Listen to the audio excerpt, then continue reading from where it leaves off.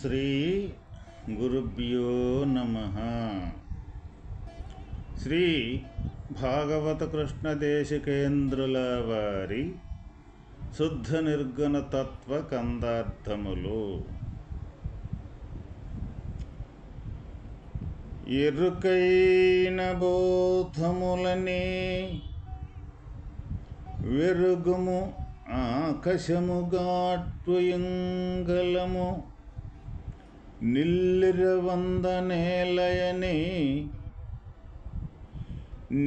నెరిగిన పద్ధతిని నీకు నెరిగించినాను.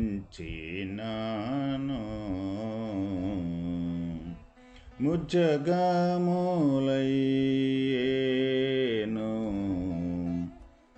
వీట్లతోనూ పరిపూర్ణమందు కనబడుచుదమకుదామే మరి కానారావిట్టి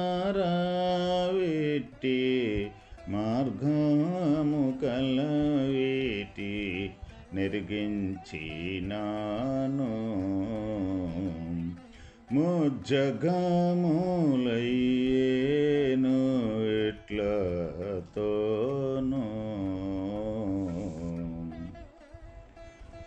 ఓ శిష్యుడా, ఎరుకైన పంచభూతములను తెలుసుకొనుము.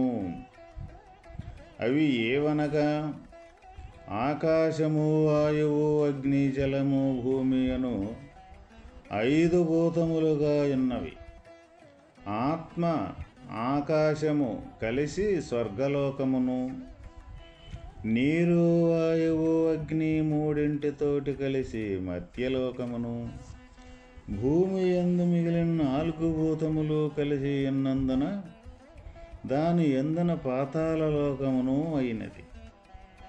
ఇవి పరిపూర్ణమందు మూలము లేని ఎరుకలోని పంచభూతములు వానితో ఏర్పడ్డ స్వర్గమర్త్య పాతాళ లోకములు ఎండమావులలోని జలము వలె కనిపించుచు మటుమాయమైపోవుచున్నవి.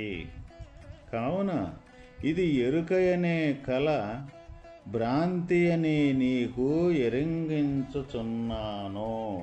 ఓ శిష్యుడా, ఎరుకైన పంచభూతములను తెలుసుకొనుము.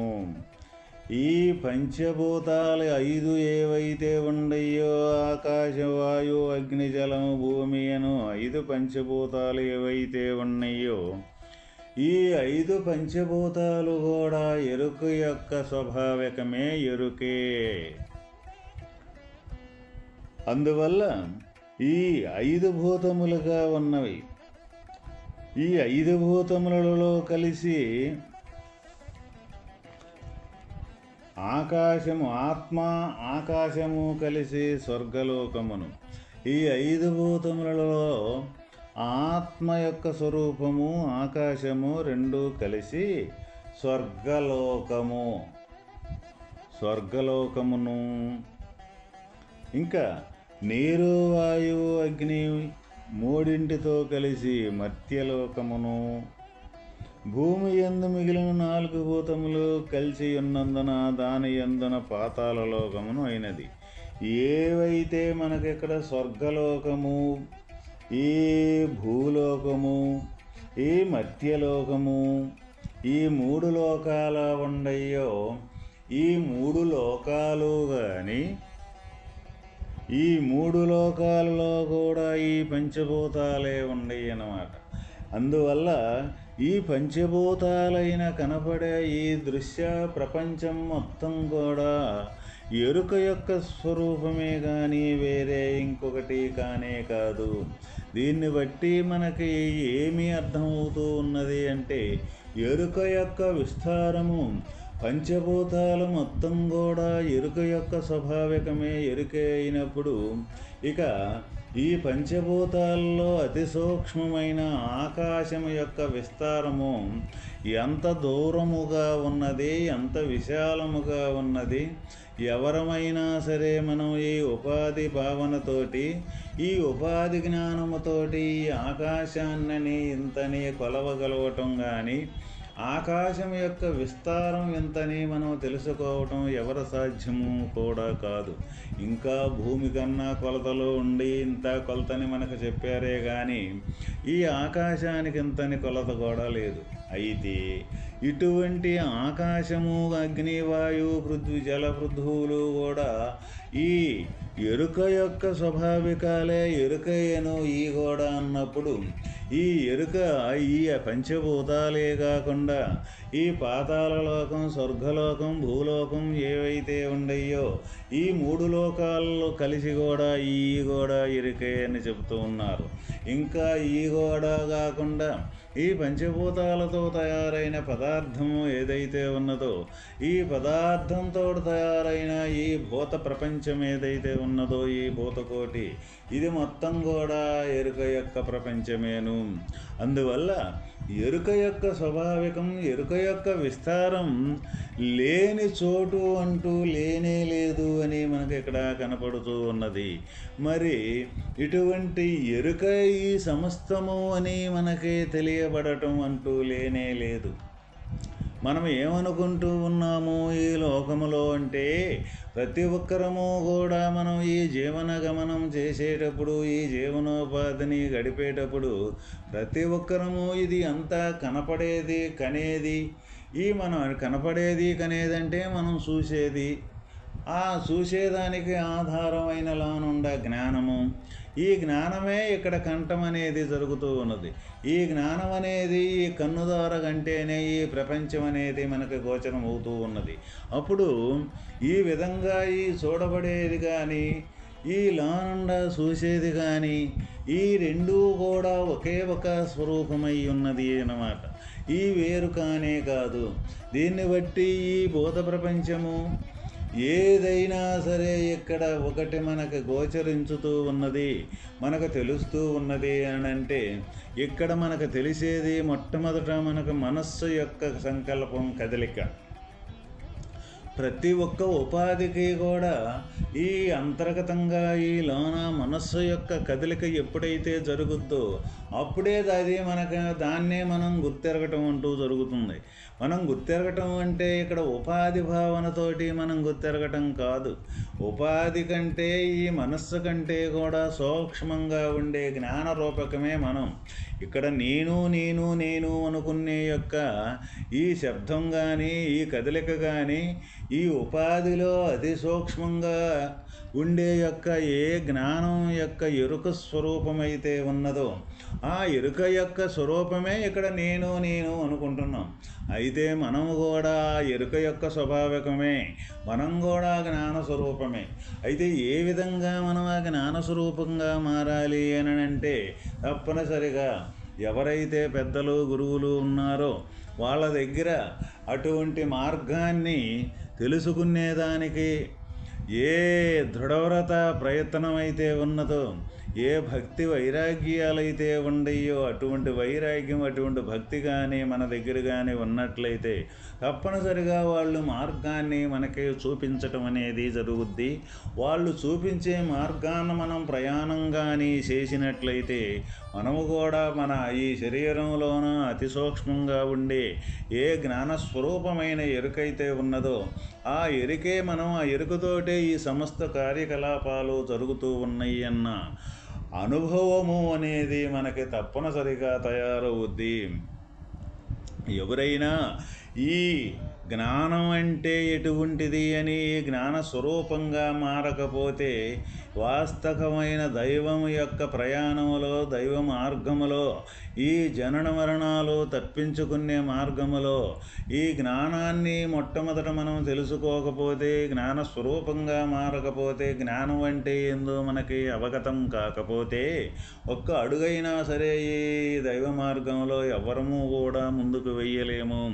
జ్ఞానం అనేది మొట్టమొదట తప్పనిసరిగా ప్రతి ఒక్కరూ ఈ శరీర భావన అనేది తొలగిపోయి ఈ శరీరానికి అతి సూక్ష్మంగా లోనుండ ఏ జ్ఞాన స్వరూపం ఎరుకైతే ఉన్నదో ఆ స్వరూపమే నేను అనుకొని ఈ నేను నేను అనుకున్న స్వరూపం ఆ జ్ఞాన స్వరూపమే అనుకొని ఆ స్వరూపంగాడ ఉంటే ఈ శరీరం అనేది లేదు అని అప్పుడు తనకు తప్పనిసరిగా తెలియటం అనేది జరుగుద్ది. కాబట్టి మనం ఎటువంటి సాధన చేసి ఆ జ్ఞానాన్ని సంపాదించగలుగుతామో, ఏ విధంగా మనం ప్రయాణం చేసి ఆ జ్ఞానాన్ని మనం పొందుతాము అంటే మనకంటే వేరుగా ఎక్కడో ఉన్నదాన్ని పొందటం కాదు, వాస్తవంగా మనమే ఎండ స్వరూపాన్ని మనం పొందటం. మరి మనం పొందకనే మరి ఎక్కడికి వెళ్ళాం మనం అంటే, జ్ఞానం అనే స్వరూపం మనమనే అయితే మనం ఏమనుకుంటూ ఉన్నామంటే, కనపడే దృశ్యరూపకమైన శరీరమే దృశ్యమే నిజము అనుకొని ఈ శరీరమే నేను అనుకుంటున్నాం. ఈ శరీరంలో ఏ జ్ఞానస్వరూపంలో నుండి ఈ శరీరాన్ని మొత్తాన్ని నడుపుతూ ఉన్నదో, కదిలిస్తూ ఉన్నదో, అన్ని సర్వక్రియలు సర్వ కార్యకలాపాలు చేపిస్తూ ఉన్నదో ఆ స్వరూపమే మనం. అయితే మనం తెలిసినా తెలియకపోయినా సరే ఆ స్వరూపంగానే మాట్లాడుతూ ఉంటుంటాం. వ్యవహారం నడిపేటప్పుడు, ఈ కార్యాలు చేసేటప్పుడు ప్రతి ఒక్కరము కూడా మనం ఏమని అంటూ ఉన్నామంటే, ఆ పని నేను చేశాను అంటాం.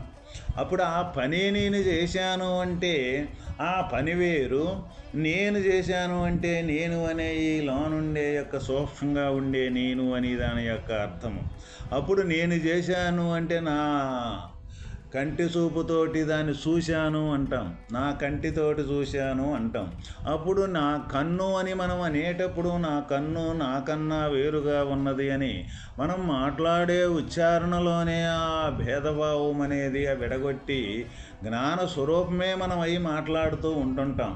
కానీ మన భావన ఏమైతే ఉంటుందో అది శరీరమే నేను అనుకొని శరీరంలో తాదాప్యత చెంది ఉంటాం. కాబట్టి శరీరమే మాట్లాడింది అని, శరీరమే సర్వ క్రియలు చేస్తూ ఉన్నదని, శరీరమే ఆలోచన చేస్తూ ఉన్నదని, ఈ అన్నీ కూడా ఈ శరీరానికి సంబంధించింది ఈ లోకం అని అనుకొని మనం భ్రమ చెంది, మన స్వరూపము జ్ఞానం అయితే జ్ఞానంగా మనం ఉండకుండా ఈ జ్ఞానానికి స్థూలంగా ఉండే శరీరమే నేను అనుకొని మనం ఈ లోకంలో తిరుగాడుతూ ఉంటుంటాం ప్రతి ఒక్కరము కూడా.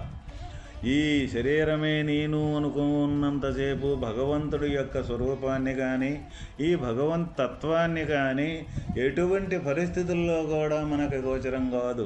మొట్టమొదట శరీరం యొక్క తత్వాన్ని బాగుగా తెలుసుకొని, ఈ శరీరం అనేది నిత్యానిత్య వస్తు వివేకం ద్వారా మనం ఈ శరీరం అబద్ధమనే ముందు తెలుసుకోవడం జరగాలి.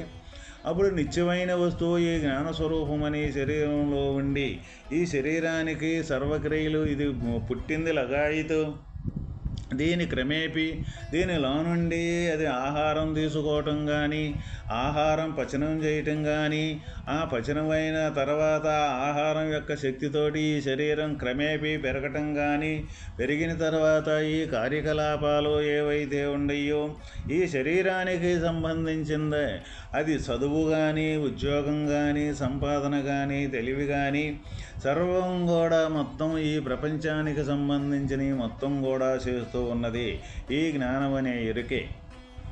ఆ ఎరుక జ్ఞానం అనేది ఎప్పుడు అయితే కనీసం ఈ శరీరంలో నుంచి తొలగటం జరుగుద్దో ఇది శవంగా మారిపోవటం జరుగుద్ది. అప్పుడు ఈ శరీరం యొక్క స్వరూపం అప్పుడు శవంగా కాదు, ఇప్పుడు కూడా ఆ వస్తువు యొక్క ఆధారంతో ఇది ఉన్నది. కానీ అది పెంచుతుంటే ఇది పెరిగింది, అది కనీసం ఆహారాన్ని సేవించి ఆహారాన్ని పచనం చేస్తూ ఉంటే ఆ ఆహారం శక్తిగా మారి శరీరంగా మారుతూ ఉన్నది. కాబట్టి ఇప్పుడైనా సరే ఇది శవమే. అయితే ఎవరో దీన్ని శవంగా చూడగలుగుతారు అంటే, ఎవరైతే ఈ జ్ఞానం యొక్క స్వరూపం తాననుకొని ఆ జ్ఞాన స్వరూపం కాడ నిలబడగలుగుతారో వాళ్ళకి ఇది లేనిదానిగా, ఇది శవంగా లేనిదానిగా కనపడుద్దే తప్ప ఎటువంటి పరిస్థితుల్లో కూడా శరీరం మనవై శరీరం లేదు అనుకుంటే మటుకది వీలు పడన పని. కాబట్టి ప్రతి ఒక్కరము కూడా ఏది చూసినా ఏది చేసినా ఇక్కడ మనకు తెలిసేది ఈ మనస్సు కానించి ఈ పంచభూతాత్మకమైన ఈ ప్రపంచంలో అనేక చిత్ర విచిత్రాలు అయితే ఏవైతే ఉన్నాయో ఈ మొత్తం కూడా ఈ ఎరుక సంబంధించింది, అంటే ఈ జ్ఞానానికి సంబంధించినదే. అందువల్ల జ్ఞానం యొక్క స్వరూపం ఎంత విస్తారంగా ఉన్నది. కాబట్టి ఆ జ్ఞానం ఎప్పుడైతే ఈ శరీరం అనే భావన తొలగిన మరుక్షణమే బ్రహ్మస్వరూపంగా మారిపోవటం జరుగుద్దన్నమాట. అప్పుడు ఆ బ్రహ్మ యొక్క స్వరూపం ఆధారంతో ఈ సమస్తం మొత్తం కూడా నడుస్తూ ఉన్నది. ఈ సమస్తం మొత్తం కూడా పుట్టడం కానీ, ఈ జీవరాశి పెరగటం కానీ, మళ్ళీ నశింపు కావటం కానీ ఆ బ్రహ్మం యొక్క స్వరూపంతో ఇదంతా జరుగుతూ ఉన్నది. అందువల్ల ఆ బ్రహ్మం యొక్క స్వరూపమే మనమని మనకు తెలియాలి అని అన్నప్పుడు క్రమక్రమంగా మనం ఈ భగవంతుని యొక్క సాధనలో ప్రతి ఒక్కరము కూడా ఆ సాధన ద్వారా ఏ సాధన చేస్తే మన వాస్తవమైన బ్రహ్మతత్వాన్ని అవగతం చేసుకొని ఆ బ్రహ్మంగా మారిపోవటం అనేది జరుగుద్దో ఆ పద్ధతిలో చేస్తే తప్ప అది మనకి దొరికేది కాదు. ఓం తత్సత్.